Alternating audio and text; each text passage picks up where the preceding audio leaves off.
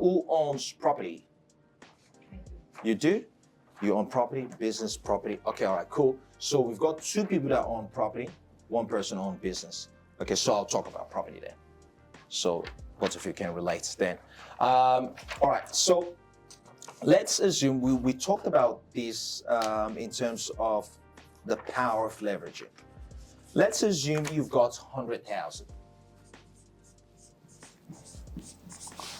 and you are looking at buying a property worth 500,000. What would you do? What do you mean? You've got 100,000 cash. Yeah. And you're looking to invest in property. Yeah. Forget about the price. Well, let's say the maximum property price you would buy, even if it's one or two or whatever, is 500,000. But you've got 100,000 in cash. You want to invest in property. What would you do? So, what would I do in terms of what I will buy? How would you invest that 100,000 in the property? And let's say this is investment.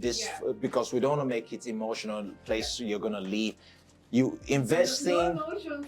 No emotion, just numbers. How would you spend this 100,000 to invest in property? Yeah, I think there are so many things that you gotta consider here. With number one that it comes to my mind is like, what is the yield of the property, and what will be a good option in order to project growth in the upcoming years for that property. So instead of being 500,000, it's going to increase the value exponentially by X in X amount of time. Okay. So that's what I will do. Okay, good. So let's assume that the yield, the numbers, everything is fine. So let me rephrase that question. Let's say you've got this 100,000 cash, everything is fine, the yield is fine, the return on investment is fine, the rental is going to cover all the expense, maybe might leave a little bit of money in you with you as well. The depreciation as well is going to be fine for a tax benefit as well. All that stuff is fine. How would you use this money to buy property? Would you take the 100,000 and buy one property? How would you spend that 100,000 to buy properties? Keep it and leverage off it. Use that as tell me how. collateral from Okay, pretty much. you tell me, how would you spend your 100,000? You've got 100,000, you need to invest it. How would you spend it? If I already own a property and I have certain equity in that property, I will use that equity to buy another house, and with the 100K, probably I will do something else that I don't know, doesn't have to be related to another property, but like if I can save that money in cash and it's in my pocket, it's better than having to put it up front. Okay, all right. So let's say, assuming, ask this question. What we typically see people do, they've got 100,000, because let's face it, the average Australians don't like debts. Remember, they don't like debts. So they will take this 100,000, buy a property worth 500,000. For calculation's sake, I know you guys that own properties will be saying, oh, what about stamp duty? What about legal costs? Let's forget about those ones. Keep it simple. He's end up with a loan for 400,000 because he used this 100,000 to buy the property, and the loan is 400,000. Would you say that's, it's still leveraging? He's leveraging the bank money, rather than him having to go save another 400,000 for the next 10 years or whatever amount of years it takes him, it's leveraging the back money. Would you say that's a smart move, or do you think there's a better way you can do it? Now, forget about you don't have any equity. You've only just got the cash. Better way. What's the better way you would do? You would take, Steve? You'd keep that there, and at least you've got something there, and you can always borrow against money. Okay, so how would you buy that property?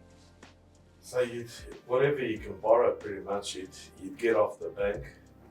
Then maybe you might rent it. Maybe you might wait for it to rise.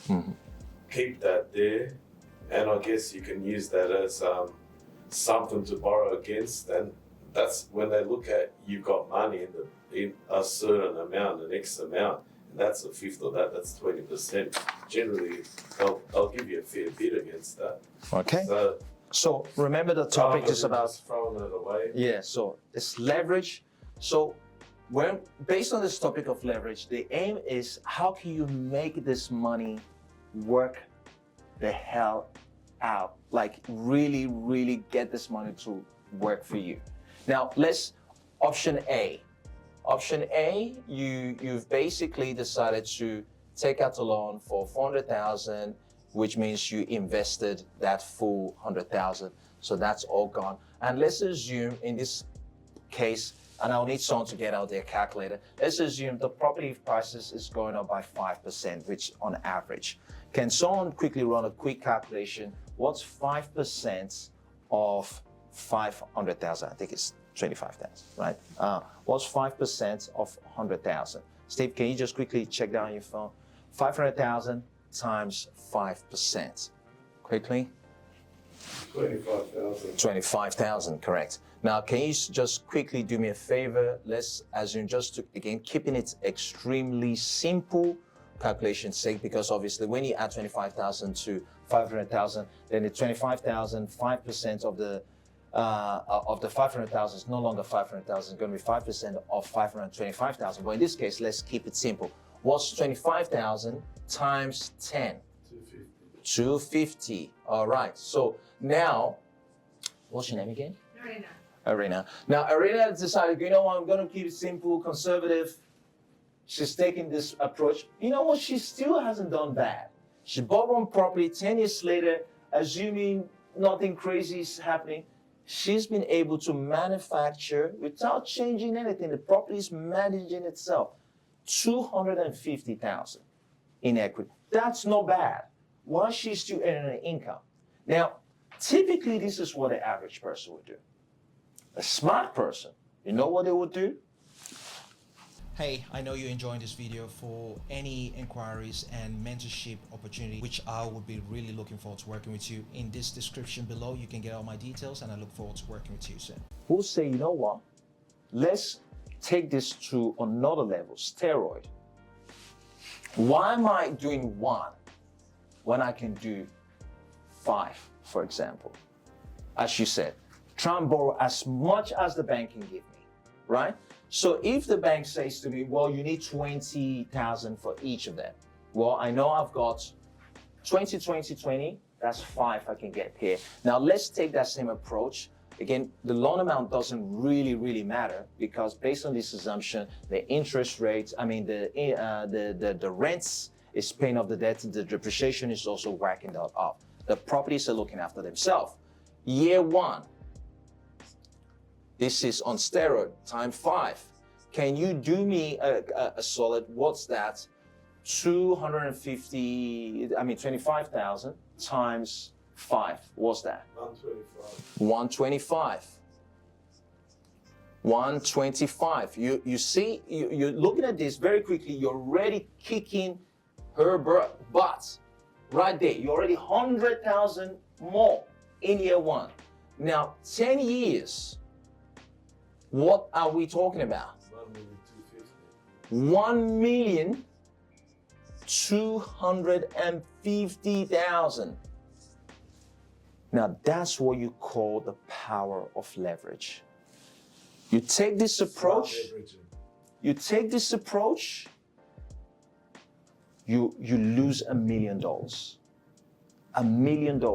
Now, just to put it into perspective, do any of you know how much the average Australian retires in their super with? Because you understand this, most average Australians do not retire with a lot of money in their savings. They're hoping to leverage off their super.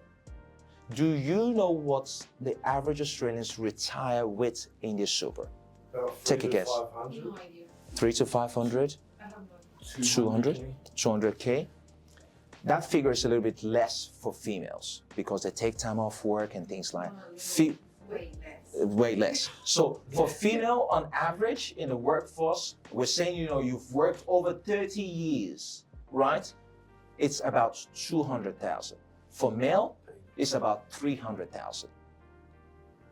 Now with the cost of living, do you think anyone can still survive with the small amount of pension on 300,000 for the next 20 years? You can't.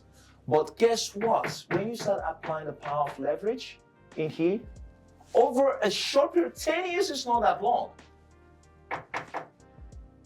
And you can achieve that with 100,000.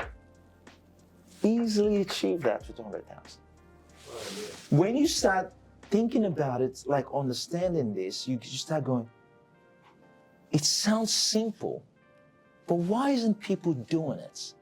Because they don't know otherwise. No. It's lack of information. one, yes, lack of information. I'll say that it's, for many people this will sound like a little risky, and many of Risky? them are risk averse. Yes. You'd rather be safe Yes. than be sorry. Yes, 100% right. I'll say spot on. And it comes down to our educational system too as well. The average, and there's a reason why I keep saying the word average. The average Joe Blow is risk adverse. The word risk is correlated, is linked to success. Without risk, there's no rewards. No risk, no rewards. It's literally that simple. So when you hear those terms, risk adverse, they don't want to take risk, what you're already telling me you're going to be broke. It's literally that simple. There is no other way around it. All these companies you see here, do you think that they take a risk? Do you think the average person can go to say, just even the thought of taking two? Psychopaths. Well, it's a borderline. Yeah. Being a psychopath and do you know how crazy it is to be like this type of people? The type of risk that they take, you'll be like, you're crazy. Yeah, psychopath. But that's Crazy, that's the next level. But I'm not saying be like it, but I'm saying at least take some risk. There's some calculated risk. We can't be too conservative. You've got 100,000, you put everything in there. Even just the idea of, okay, I'm looking to go buy $2 million property in city for me to live in. I cringe, and I see this all the time. Why in heaven's name are you going to go buy a $2 million home for you to live in?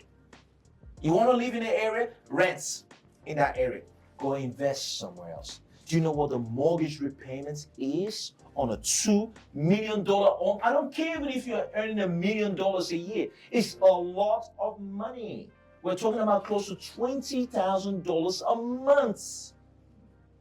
For someone even earning $1 million a year, $20,000 a month is a lot of money, because even if you're earning $1 million a year, we both know you're not keeping the $1 million a year. The government will take $400,000. So you're not earning $1 million a year. So when you think about $400,000, it's a lot of money too. So I say, please guys, take a risk on yourself.